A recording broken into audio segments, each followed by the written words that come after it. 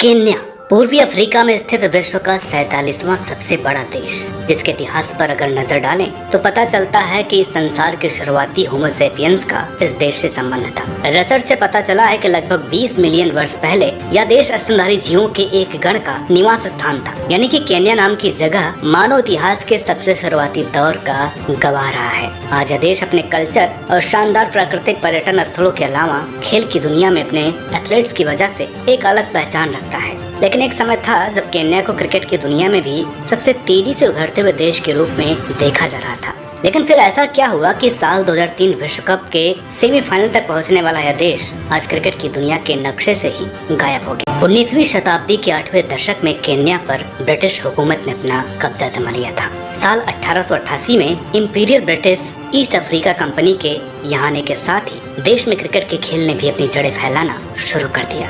British राज ने यहाँ Uganda railway का निर्माण शुरू कर दिया था, जिसके लिए जरूरी मानव शक्ति को भारतीय लोगों के जरिए पूरा किया जाता था। और कहा जाता है कि रेलवे के निर्माण पर काम कर रहे केन्या और भारत के लोग यहाँ अपने खाली समय में अलग अलग तरह के खेल खेला करते थे, जिसमें कभी कभी क्रिकेट भी शामिल होता था। केन्या की धरती पर खेले गए जिस पहले क्रिकेट मैच के बारे में जानकारी मिलती है वो साल 1899 में ईस्ट अफ्रीका, प्रोटेक्टोरेट और रेस्ट ऑफ द वर्ल्ड के बीच मोम्बासा में खेला गया था। ब्रिटिश हुकूमत में आने वाले लगभग हर देश की ही तरह यहाँ भी इसके बाद क्रिकेट का खेल फलने फूलने लगा और जल्द ही केन्या के आम लोगों के बीच भी यह खेल अपनी जगह बनाने लगा था। साल 1910 में पूर्वी अफ्रीका में ऑफिशियल्स वर्सेस सेटलर्स नाम से एक क्रिकेट सीरीज शुरू हुई, जो साल 1964 तक यहाँ के डोमेस्टिक सर्किट का एक अहम हिस्सा बना रहा था। साल 1914 में केन्या की टीम ने सिर्फ एक मैच के लिए युगांडा का दौरा किया और वहाँ युगांडा को 5 विकेट से करारी हार थमाकर लौट आए। साल 1993 में यूरोपियन वर्सेस एशियन नाम से एक domestic cricket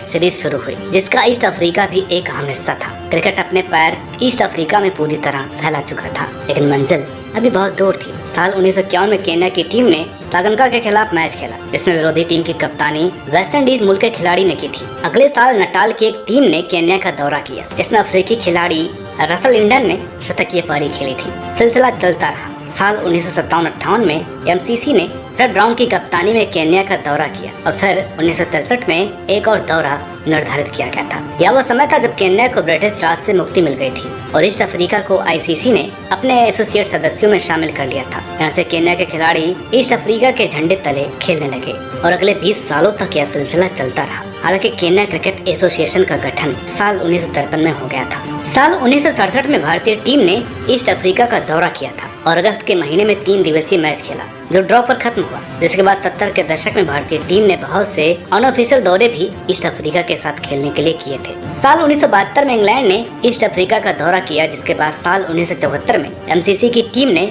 Nairobi Gymkhana club में एक फर्स्ट क्लास क्रिकेट मैच भी खेला था। साल 1975 में आयोजित हुए पहले विश्व कप में केन्या के 7 खिलाड़ी ईस्ट अफ्रीका की टीम में शामिल थे। इस विश्व कप में ईस्ट अफ्रीका अपने पहले 3 मैच हारकर टूर्नामेंट से बाहर हो गई थी। आपको बता दें कि श्रीलंका के अलावा इस विश्व कप में नॉन टेस्ट प्लेइंग नेशन के तौर पर उतरी इस दूसरी टीम के खिलाफ खेलते हुए भारतीय टीम ने अपना पहला विश्व कप मैच जीता था। साल 1979 में पहली बार आईसीसी ट्रॉफी के रूप में वर्ल्ड कप क्वालिफाइंग नाम का नियम लागू हुआ, जिसमें ईस्ट अफ्रीका अच्छा प्रदर्शन नहीं कर पाई और इस तरह साल 1979 के विश्व कप से यह टीम बाहर हो गई थी। साल 1980-81 में ईस्ट अफ्रीका ने जिम्बाब्वे का दौरा किया और वहां 3 एक दिवसीय मैचों की सीरीज में भाग लिया, लेकिन यह टीम कोई भी मैच नहीं जीत पाई। यह दौरा ईस्ट अफ्रीका के बोर्ड तले केन्या के खिलाड़ियों का आखिरी दौरा था, जिसके बाद साल 1981 में ही केन्या ईस्ट अफ्रीका से अलग होकर आईसीसी का नया सदस्य बन गया। साल 1982, 1986 और साल 1990 में आईसीसी ट्रॉफी टूर्नामेंट्स में केन्या ने एक अलग टीम के तौर पर भाग लिया था, लेकिन किसी भी विश्व कप में अपना स्थान तय नहीं कर पाई थी। 80 के दशक में धीरे धीरे ही सही, लेकिन केन्या में क्रिकेट एक नई ऊंचाई की तरफ बढ़ने लगा था। इसका सबसे बड़ा कारण यहाँ का क्लब क्रिकेट स्ट्रक्चर था। केन्या के बड़े खिलाड़ियों की माने तो नैरोबी क्रिकेट क्लब लीग का जलवा उस समय अफ्रीका में आईपीएल की तरह था, जहाँ लोगों का एक बड़ा हुजूम मैच देखने आता था और खिलाड़ी खुद को किसी टीम में शामिल करने के लिए हर संभव प्रयास करते थे। इस समय के दौरान संदीप पाटिल, संजय मांजरेकर, बलविंदर संधू, प्रवीण आमरे और चंद्रकांत पंडित जैसे बहुत से भारतीय खिलाड़ी भी इस लीग में हिस्सा लिया करते थे और इन्हीं में से कुछ खिलाड़ी केन्या की अंतर्राष्ट्रीय क्रिकेट टीम को आगे बढ़ाने में भी मदद कर रहे थे। एक अच्छे डोमेस्टिक और क्लब क्रिकेट सर्किट का ही नतीजा रहा इस साल 1994 में आयोजित हुई आईसीसी ट्रॉफी में केन्या रनर अप रही और इस तरह एक आजाद टीम के रूप में साल 1996 का विश्व कप खेलने के लिए यह देश अब तैयार था। इस विश्व कप से पहले केन्या ने सितंबर-अक्टूबर साल 1995 में पहली बार साउथ अफ्रीका का दौरा किया था। 18 फरवरी साल 1996 को भारतीय टीम के खिलाफ केन्या ने विश्व कप में अपना पहला मैच कटक में खेला था। केन्या की क्रिकेट टीम का यह पहला वनडे मैच था। इसमें इस टीम की कप्तानी मॉरिस ओडुम्बी ने की थी। इस मैच में स्टीव टिकोलो ने केन्या की तरफ से खेलते हुए 65 रनों की पारी खेली थी, लेकिन फिर सचिन तेंदुलकर की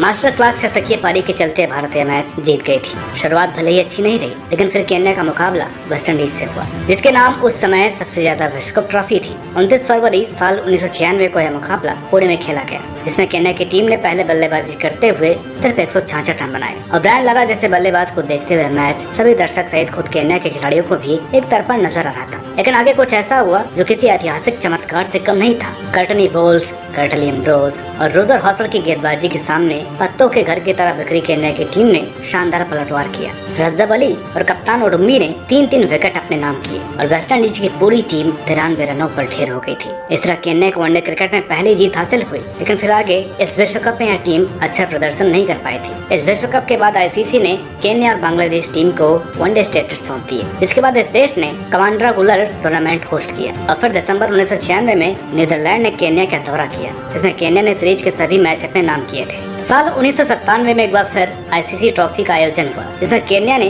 फाइनल तक का सफर तय किया था, जहां टीम बांग्लादेश से हार गई थी। केन्या के कुछ खिलाड़ियों की माने तो यहां से बांग्लादेश और केन्या के बीच ठीक उसी तरह की प्रतिद्वंदिता शुरू हो गई थी जैसे पाकिस्तान और भारत के बीच देखी जाती है। और इसी प्रतिद्वंदिता में साल 2004 तक केन्या सिर्फ एक वनडे मैच में हार के साथ बांग्लादेश से आगे थी। साल 1998 में केन्या ने भारत का दौरा किया और बांग्लादेश और भारत के साथ ट्रायंगुलर वनडे सीरीज में हिस्सा लिया। इस सीरीज का फाइनल मैच केन्या और भारत के बीच 28 मई के दिन खेला गया था, जिसमें एक बार फिर केन्या ने सबको चौंकाते हुए भारतीय टीम को 69 रनों से हरा दिया था। साल 1998 में कॉमनवेल्थ गेम्स में हुए क्रिकेट टूर्नामेंट में केन्या ने तीसरे स्थान पर आकर अपना सफर खत्म किया था। साल 1999 विश्व कप में आसिफ करीम ने केन्या की कप्तानी की थी, लेकिन इस टूर्नामेंट में केन्या कोई भी मैच जीत नहीं पाई थी। इसका सबसे बड़ा कारण था केन्या की टीम पहली बार इंग्लिश कंडीशन में खेल रही थी, जिसका अनुभव इस टीम के किसी भी खिलाड़ी को नहीं था। 21वीं सदी का आगाज केन्या ने आईसीसी इमर्जिंग नेशन टूर्नामेंट जीतकर किया था। इसके बाद भारतीय दौरे पर इस टीम को सिर्फ एक मैच में हार का सामना करना पड़ा था। साल 2003 में हुए विश्व कप में केन्या ने को होस्ट की भूमिका निभाई थी।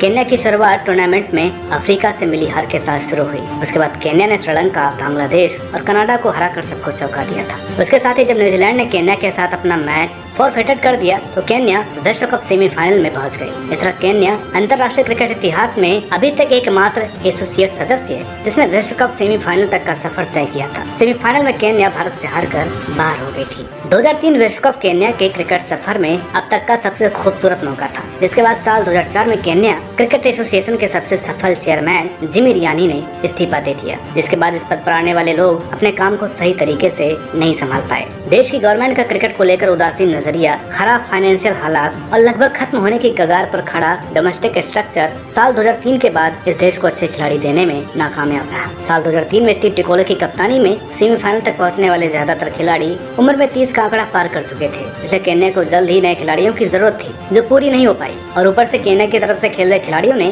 2003 विश्व कप के बाद अलग अलग कारणों के चलते हड़ताल का रास्ता अपनाना भी शुरू कर दिया था। इन सब का असर यह हुआ कि केन्या की टीम विश्व कप के बाद अगले 3 सालों में सिर्फ 2 ही वनडे मैच खेल पाई थी। कुछ ही समय पहले अपने शानदार प्रदर्शन के कारण टेस्ट स्टेटस के बिल्कुल करीब माने जाने वाली इस टीम को सबसे बड़ा धक्का तब मिला जब मॉरिस ओडुम्बी को मैच फिक्सिंग के मामले में अगस्त 2004 में अंतर्राष्ट्रीय स्तर से बैन कर दिया गया था। साल 2006 की शुरुआत में एक बड़े कर्ज में डूबे केन्या क्रिकेट बोर्ड को अपना नाम बदलकर क्रिकेट केन्या रखना पड़ा और अब वह समय आ गया था जब कोई भी ब्रांड इस टीम पर पैसे लगाने के लिए तैयार नहीं था। एक समय अपने चिर प्रतिद्वंदी बांग्लादेश से आगे निकल चुकी केन्याई टीम लगातार बांग्लादेश के खिलाफ हारने लगी। आईसीसी इंटरकॉन्टिनेंटल कप और डिवीजन टूर्नामेंट्स में अच्छे प्रदर्शन के बाद केन्या को साल 2007 विश्व कप में हिस्सा दिया गया, लेकिन यहाँ वो पुराना प्रदर्शन देखने को नहीं मिला था। 1 सितंबर साल 2007 को केन्या ने अपना पहला T20 मैच बांग्लादेश के खिलाफ खेला था, जिसमें इस टीम को 5 विकेट से हार का सामना करना पड़ा। साल 2007 T20 विश्व कप में केन्या को सभी मैचों में हार का सामना करना पड़ा। विश्व कप 2011 में भी हालत समान ही रहे।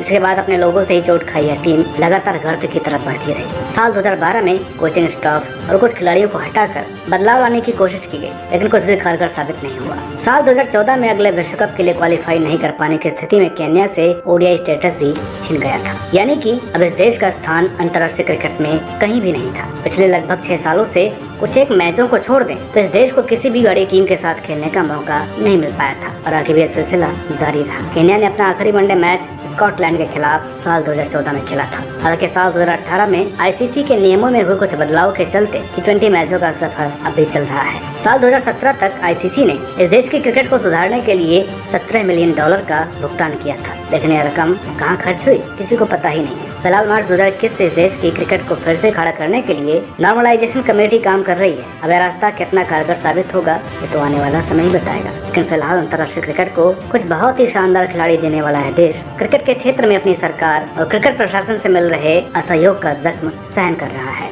जो नासूर बन गया है। उम्मीद करते हैं कि केन्या में क्रिकेट फिर से अपने शबा पर पहुंच जाए। इसी के साथ ये वीडियो हम यहाँ पर समाप्त करते हैं। हम आगे भी इसी तरह के वीडियोस इस सीरीज में लेकर के आते रहेंगे, अलग अलग देशों के क्रिकेट इतिहास के बारे में बताते रहेंगे, लेकिन उससे पहले आप सबके सहयोग और सपोर्ट की जरूरत है। वीडियो अच्छी लगी हो तो प्लीज इसे लाइक करें और शेयर तो ज्यादा से ज्यादा करें। मिलते हैं आपसे अगले वीडियो में एक और नई कहानी के साथ, तब तक के लिए नमस्कार।